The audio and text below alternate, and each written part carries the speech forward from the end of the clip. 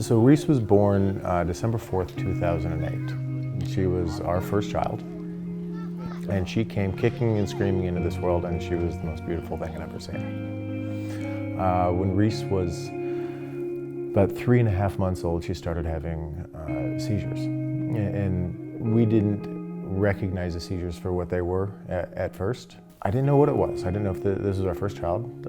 So it was this normal baby stuff. JP called from home and said that he thinks that she's having a seizure.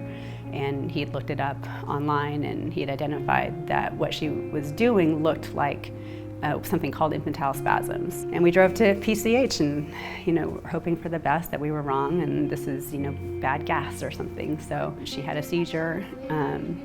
What we now know is a seizure in front of the doctor, and he basically confirmed, yes, you're right, that is a seizure and that's infantile spasms. Even before we had a diagnosis, understanding what had happened or what syndrome disorder she would be labeled with, we knew that the seizures that she had were going to be pretty devastating. Reese was having between 25 and 35 seizures a day, and when she wasn't seizing, she was crying and screaming.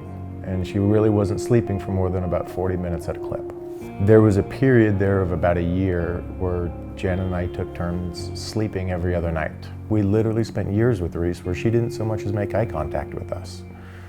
She didn't move, she didn't smile, she didn't do anything. We were maintaining life, but she didn't have any quality of life. We had multiple medications that weren't working. She would still seize. She would still, just all day and all night, be seemingly in pain. We looked at taking half of her brain as a better alternative. We find the joy where we can. When Reese is laughing and smiling at us, there's nothing better in the world than her smile. There's nothing more beautiful in this world than that girl's smile. We appreciate it. We pay attention to it. We're thankful for it because it wasn't always there. Right now, if you were to ask me, about the future, I'm constantly amazed by medicine. I feel like the sky could still be the limit. We could, the more and more seizure control she has, the better her focus is, the more that she starts to do. I'm excited to see where it goes. We live with unknowns every single day.